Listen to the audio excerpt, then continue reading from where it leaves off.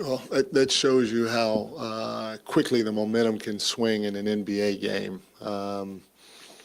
We were up 22 or something like that, and we pick up a tee, and the momentum swings the other way. But and we obviously get outscored 36-18 in the fourth. But there are a couple of areas X and O wise that we talked about before the game. We feel that they're a team that does a great job protecting the paint, and they swarm the paint. We told our guys before the game that you got to spray, because when you're catching that paint or you driving the paint, you got 2, 3, and we even showed a clip where there was 4 guys in the paint when you're catching the paint. And we had 18 turnovers for 24 points. That's probably where the game was lost in that area. Obviously, DeRozan had a big game. Kobe White had a big game. But I felt if we would have done a better job of taking care of the basketball and sprayed the ball when we hit that paint, the game would have been a lot easier for us offensively. We would have had rhythm. We would have flowed a little bit better offensively. And I think eventually guys would end up making shots. Now, you got to give them credit. They did a heck of a job defensively. But they were really good in the area that we thought that they were going to be good in, is protecting the paint. Another thing we try to tell our guys is, you can't get too deep against this team. When you dribble drive, the next guy's coming. So you almost have to half dribble drive and just push the ball ahead and let the next guy make the play or take the shot. And I thought a couple of times we got too deep in the paint. And again, the hands were coming, the bodies were coming, and they got deflections and got out and went the other way, There was a point in the game, especially in the first, where we didn't do a great job containing the dribble drive.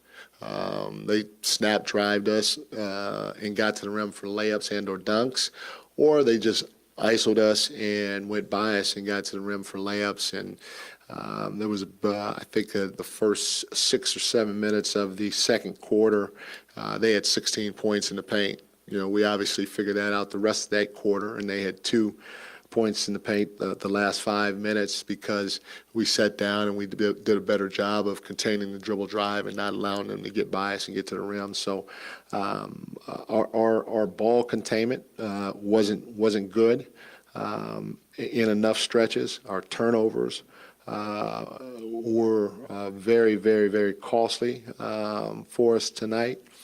And then, one of the telltale signs for us that usually results in wins is the 50-50 balls.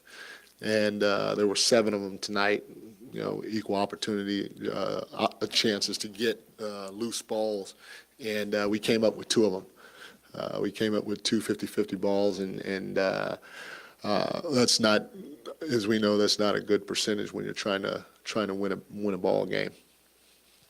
Mike, this seems to be becoming a bit of a trend at home, the blowing double-digit leads. Do you sense or notice any let-up from the guys when they get up to what might feel comfortable, but in the modern NBA with the scoring isn't as comfortable as maybe it used to be? Yeah, in our business, obviously, that teams can go on a run or the script can flip like that, and before you know it, you're in trouble. And I'm not sure if our guys took their foot off the gas per se. I feel like we didn't do what we should have done, and that was from the beginning, of the game. Even though we had gotten a couple of leads, we were still not doing a good job of moving the basketball, and they were turning us over, and that eventually caught up with us, not just from the turnover standpoint, but when we should have moved it and gotten great looks, guys hit a couple. Now they're in rhythm, and we weren't in rhythm the entire game from the three-point line, and we missed some that we probably would have made. And so more than anything else, if we're turning the ball over and it's messing with our rhythm a little bit from the three-point line, especially late, then maybe that's the case. I know we turned down a couple of threes late in the game, and we don't ever want to turn down threes. We turn them down and try to drive the basketball, and that's not who we are. So when that ball does get sprayed to you or swung to you and you're wide open, you got to let it fly, you know. Mike, coming off a big win on Friday, then Yeah. a disappointing loss tonight. Yeah. What's the mood in there, and what's the message? It's the message. You know, you give Chicago credit because they won the basketball game. They did exactly what they do. They played a lot of pick and roll. They try to get downhill, but the biggest thing is they swarm that paint and they get deflections and they get out and they run, and so you give them credit because they followed their game plan. But obviously the mood, everybody's down because it was a winnable game. Even though we feel like we didn't play well, we still felt it was a winnable game. And so we felt like that we let this one slip through our fingers. And so it's tough right now. It's tough for anybody to swallow this one. Mike, what did you make of just some of the late game execution on your guys' end, some of the self-inflicted things that might have happened in there? Yeah, you know, it's the same thing. I thought late in the game, you know, we went small, and, you know, we went small against Minnesota. We did a nice job moving the ball. We did a great job when we're open, just letting that thing fly. And I thought tonight, again, we got too deep at times. And when we should just got off the ball, we got too deep, turning it over. And then also we had some open looks that we held on to, try to drive or try to play the dribble handoff game again as the clock's winding down. And, you know, if you pass up an open shot in this league, you will get a lot worse shot and or a turnover at the end of the day. And that's how it is. But I also think the basketball gods work the game that way, and it happened to us tonight.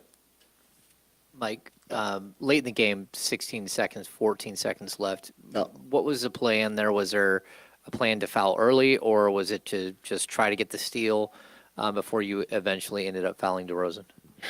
With the 3 seconds to go. So there, if I'm recalling right, James. So there was enough time, like 14-second difference when they got the ball back or something like that, I think. And so we just wanted to try to play that one out. And I think we ended up getting the foul, or the ball went out. We fouled. Oh, so we got it late. But there was a reason why there was like a 2-second difference. I can't remember why there was a 2-second difference on it, but they adjusted the clock back down to 0.8. Yeah. So if I remember right, our whole thing is on the DeRozan thing. We wanted to try to see if we, before it got shortened, we wanted to just get a stop and or see if we can get a steal. Once it got shortened, we wanted to see if we can get a trap and then a steal foul, because I think at that time we might have had 2 timeouts maybe. I would have to go back and watch, but because we didn't want to go down 4 if we can help it. And so our whole thing was see if we can get a trap, see if we can get a steal, and then after that it was steal foul right away.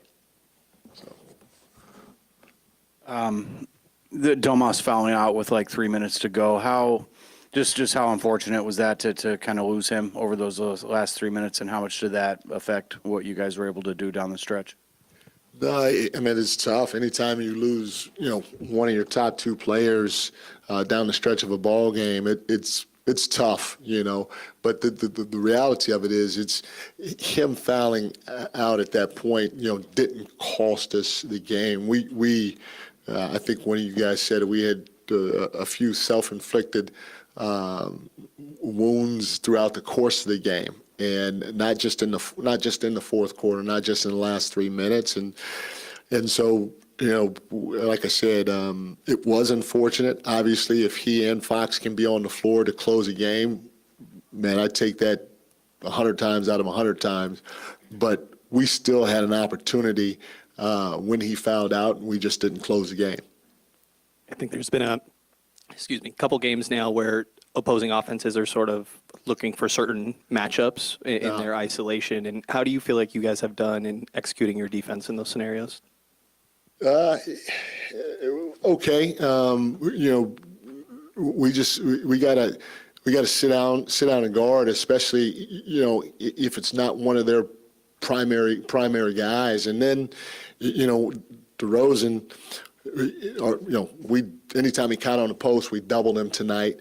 And then we started hitting him, I think, in the fourth quarter in his ISO situations, and tried to get the ball out of his hands a couple of times. And other guys made plays for him. Kobe ended up with 37, because of us doubling, and now the ball's getting swung and we're getting to him. And he's a really good shooter, a high-level shooter, and he's knocking down the right shots. But there was a stretch there that he and Io DeCinimo, they just took us off the dribble, and it's tough when you think you gotta double or hit those two guys.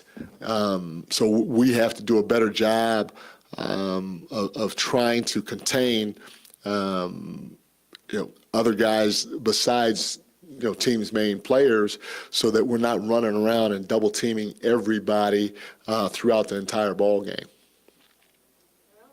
Thanks, everyone. Thank you.